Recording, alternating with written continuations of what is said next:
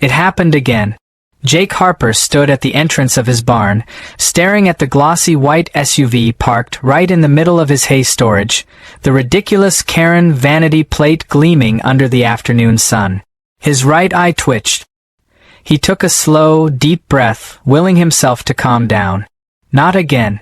Not this time. A light breeze carried the scent of fresh-cut grass, and somewhere in the distance, his cows let out a few low moos, oblivious to the injustice unfolding on their land. He reached for the barn door, yanked it open, and stared inside. Nothing had been moved, except for the towering audacity of his neighbor, who had once again claimed his barn as her personal parking garage. Jake pinched the bridge of his nose. He had warned her. Multiple times. But no, Karen always had an excuse.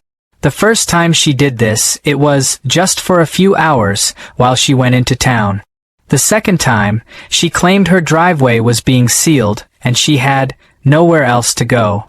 The third time, she had the nerve to say his barn had better shade, and she didn't want her leather seats getting too hot. And now?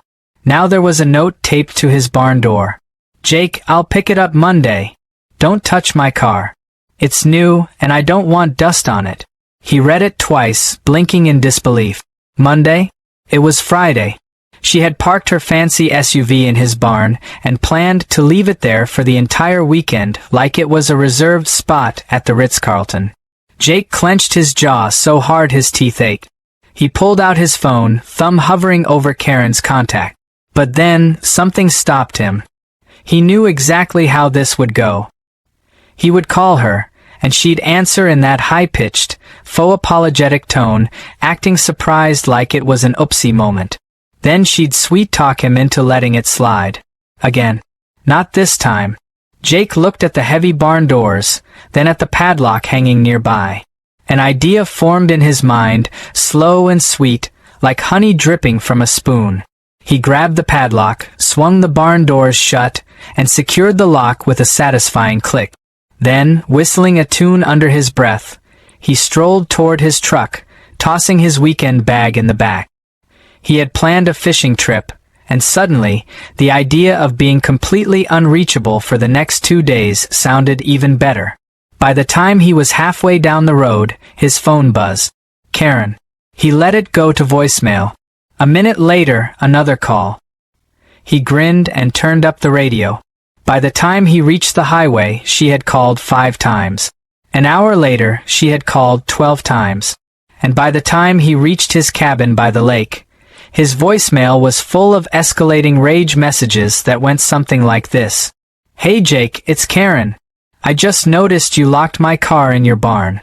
Haha, funny joke. Call me when you get this. Okay, seriously? I need my car. Unlock the barn. Jacob Harper, I know you're ignoring me. You better get back here right now.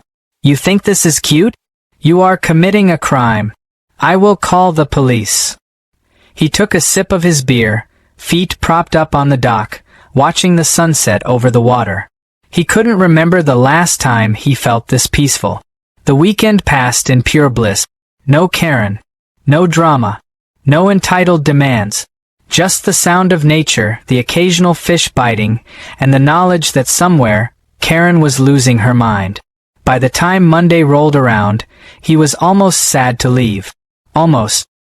He pulled into his driveway to find chaos waiting for him. Karen was standing outside the barn, pacing like a caged lion, her arms flailing as she yelled into her phone. Next to her, a police car sat parked on the gravel, a bored-looking officer leaning against the hood, arms crossed. As soon as Jake stepped out of his truck, Karen charged toward him, face redder than a sunburned tomato. There he is. Arrest him, she screeched, pointing an accusing finger. Jake blinked. For what? For stealing my car. The officer let out a sigh, rubbing his temples. Ma'am, we already went over this. Your car is inside his barn. That's private property.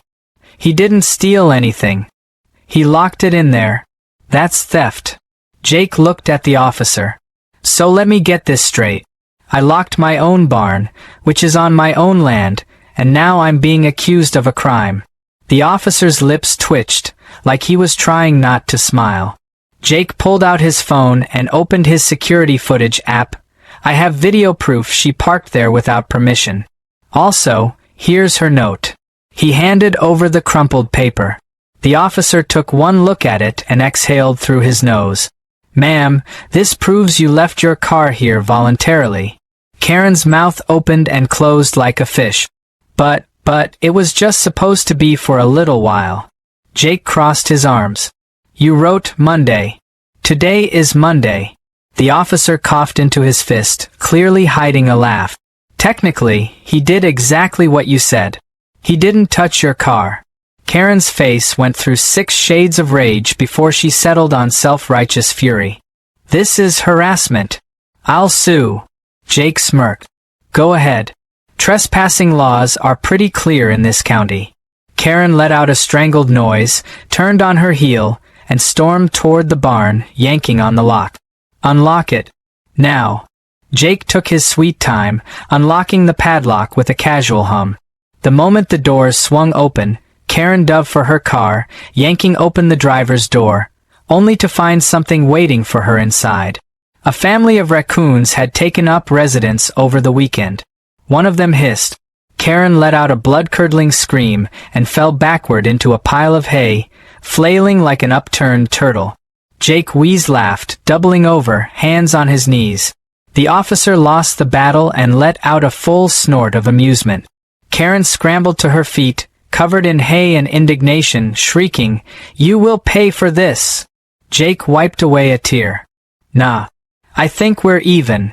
She stomped into her car, slammed the door, and sped off, leaving behind a cloud of dust and what was left of her dignity. The officer clapped Jake on the shoulder. That was the funniest thing I've seen in years. Have a good day, Mr. Harper. Jake watched Karen's SUV disappear down the road, then turned back toward his peaceful, Karen-free barn. Finally, silence. Jake woke up Monday morning feeling more refreshed than he had in years. His weekend at the lake had been nothing short of perfect. No calls, no stress, just nature and the satisfaction of knowing Karen was back home fuming. The only thing sweeter than catching a base was knowing his barn had been locked tight with her precious SUV inside. He stretched, yawned, and made himself a strong cup of coffee, savoring the quiet before heading back to reality. But as soon as he pulled into his driveway, reality hit him in the form of flashing red and blue light. Karen stood outside the barn, her arms flailing wildly as she argued with a police officer. The officer looked exhausted, as if he had been listening to the same rant for hours. Karen, on the other hand, was full of energy, her face red with rage as she pointed toward the barn like she was presenting evidence in a high-profile trial. The moment she spotted Jake's truck, she turned on her heel and stormed toward him, nearly tripping over her own feet in the process. "There he is!" she shrieked, voice cracking from overuse. "That's the man who stole my car." Jake parked, stepped out, and casually took a sip of his coffee, letting the moment linger. "Morning, officer," he greeted, ignoring Karen's murderous glare. The officer gave a tired nod. "Mr. Harper, this woman claims you locked her vehicle inside your barn against her will." Jake took another sip, savoring the moment. "Well, I did lock my barn," he admitted. "But her vehicle? I didn't put it there." "She did." Karen threw her hands in the air. "It doesn't matter. He kept me from accessing my property. That's a crime." The officer pinched the bridge of his nose. "Ma'am, did you park your car in his barn without his permission?" Karen's mouth opened and closed, her mind desperately trying to twist the situation in her favor. "That's not the point. He should have called me before locking it." Jake reached into his pocket and pulled out the note she had left on his barn door. "You said, and I quote, 'I'll pick it up Monday. Don't touch my car.'" He handed the paper to the officer. "I followed her instructions perfectly." The officer read it, his lips twitching as if he wanted to laugh but knew he shouldn't. He turned back to Karen, who had suddenly gone silent. "Ma'am, this note makes it pretty clear you left your car here voluntarily." Karen's face twisted into something ugly. He knew I didn't mean leave it locked inside. No reasonable person would do that. Jake leaned against his truck. No reasonable person would treat someone else's barn like a public parking lot either. Karen let out a frustrated scream and stomped over to the barn doors, rattling them aggressively. Well, since you're back, open it. Jake took his sweet time retrieving the key. He made sure to stretch, adjust his hat, and finish the last sip of coffee before unlocking the padlock and swinging the doors open. The moment he did, Karen lunged for her SUV, yanking the driver's door open, and then promptly let out a blood-curdling shriek that echoed across the farm. Inside her car, nestled in the passenger seat, was a fat, grumpy raccoon blinking at the sudden invasion of light. It took one look at Karen, let out a low hiss, and scrambled toward the back, knocking over an open bag of snacks she had left inside. Another rustling sound came from the floorboard, and Karen realized in horror that it wasn't just one raccoon, it was three. She stumbled back, clutching her chest as if she had just witnessed a murder. What is that? Jake peered inside, biting back laughter. Looks like a little family moved in over the weekend. Guess they got comfortable in your car. Karen gagged, her entire body trembling. Get them out! Get them out! The officer, who had been suppressing his amusement all morning, finally broke. He let out a low chuckle, shaking his head. Well, ma'am, that's not really a police matter. Karen whipped around to face him. You are an officer of the law. Do something. The officer smirked. Unless they stole something, I don't handle raccoons. Jake shrugged. I could get him out for you. Karen's head snapped toward him, eyes wide with hope. Yes, do that. Jake rubbed his chin, pretending to think. But, I'd hate to touch your car, seeing as you were so clear about that in your note. Karen's eye twitched. I take it back. Just get them out. Jake chuckled and strolled toward his truck, retrieving a long stick. It only took a few minutes of coaxing before the raccoons scurried out, one by one, disappearing into the nearby trees. The last one, the largest of the bunch, took its time, pausing on the driver's seat to stare Karen down before finally jumping out and waddling away. Karen shuddered like she could still feel their presence. Once the car was empty, Karen shot Jake a death glare. You did this on purpose. Jake raised an eyebrow. How exactly did I train wild raccoons to move into your car? Karen had no answer for that, but her hatred burned brighter than the sun. She yanked open the car door, climbed inside, and then immediately screamed again. Jake stepped closer, amused. Now what? Karen threw herself out of the car, holding up her hands, which were now covered in raccoon footprints and what looked suspiciously like chewed-up granola bar crumbs. They ruined my interior. Jake peered inside and whistled. The raccoons had clearly made themselves at home. There were tiny muddy paw prints on the seats, torn-up napkins scattered everywhere, and a distinct smell that suggested they had possibly used the floorboard as a temporary bathroom. Yikes, Jake said, shaking his head. Gonna need more than an air freshener for that. Karen was shaking with rage. You think this is funny? Jake tilted his head. A little bit, yeah. Karen let out an incoherent screech, spun around, and stormed toward her car. I'm taking this to court. You'll regret this. Jake watched her drive off, still chuckling as the officer shook his head. I've been a cop for 15 years, the man said. That might be the funniest thing I've ever seen. Jake smirked.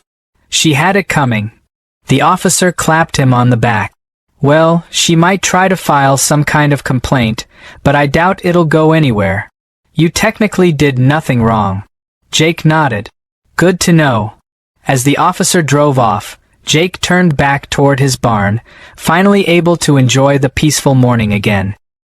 He inhaled the fresh air, took in the sight of his farm, and relished the newfound silence.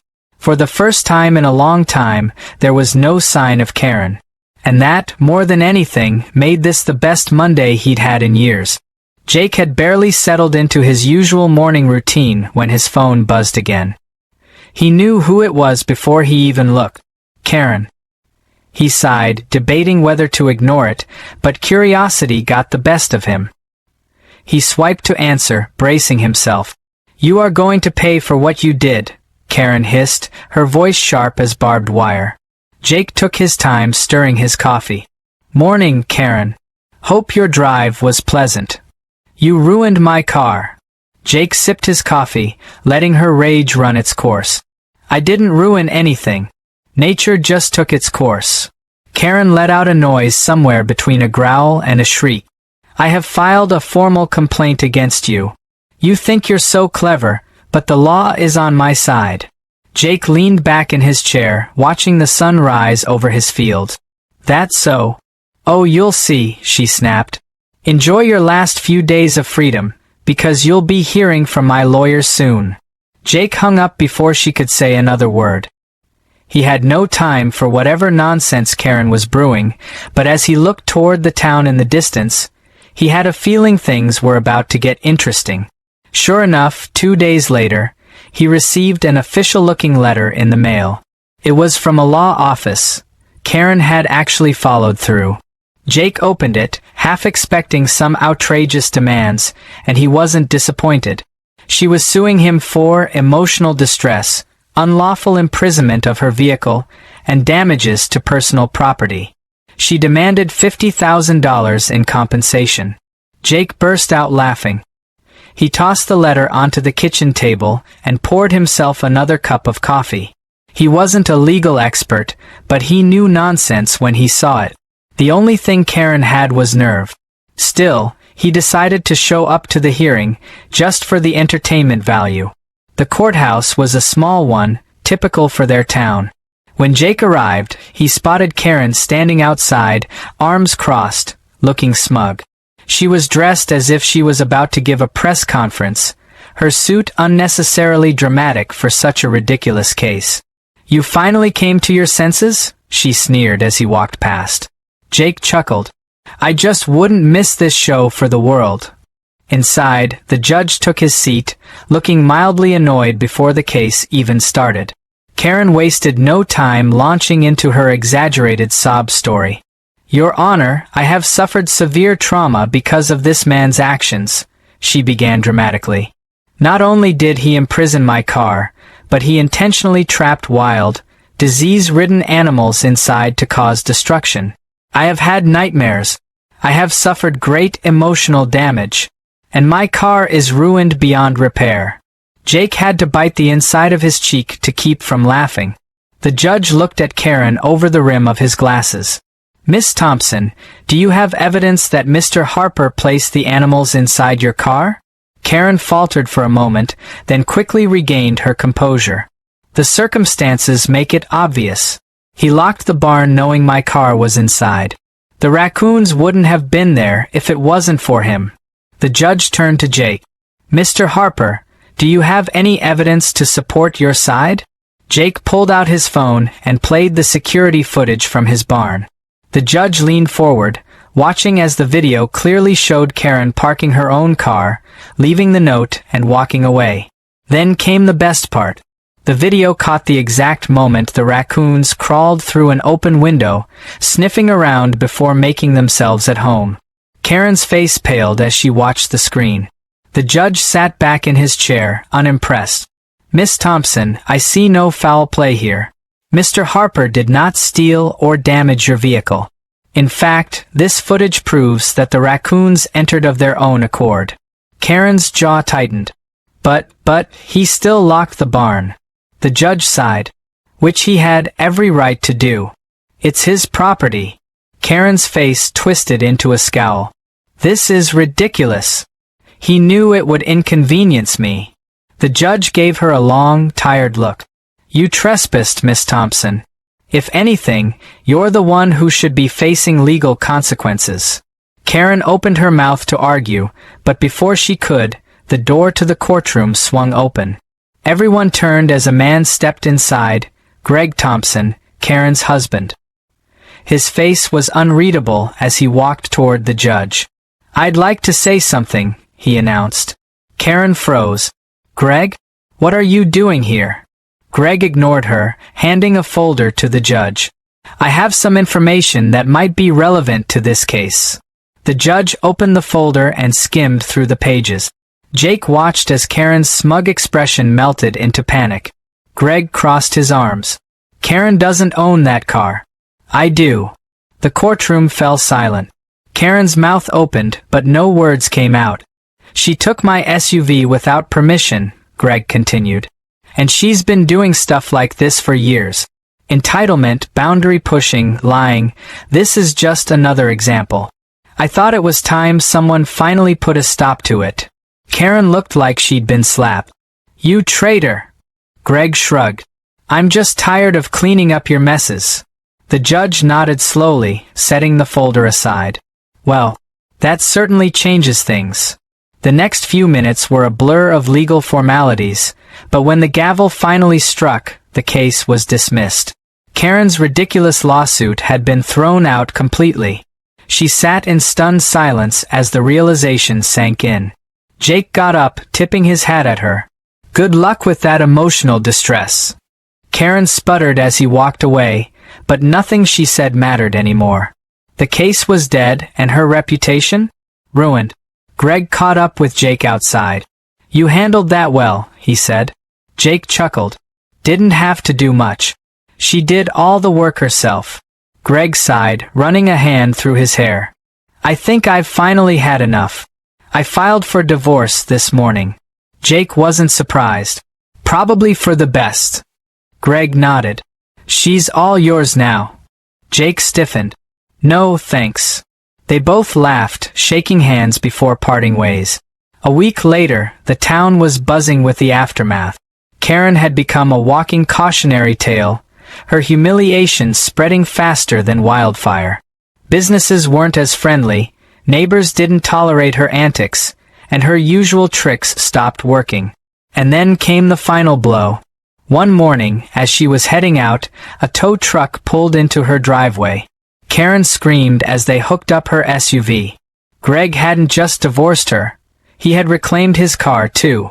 Jake sat on his porch, watching the scene unfold with a satisfied grin.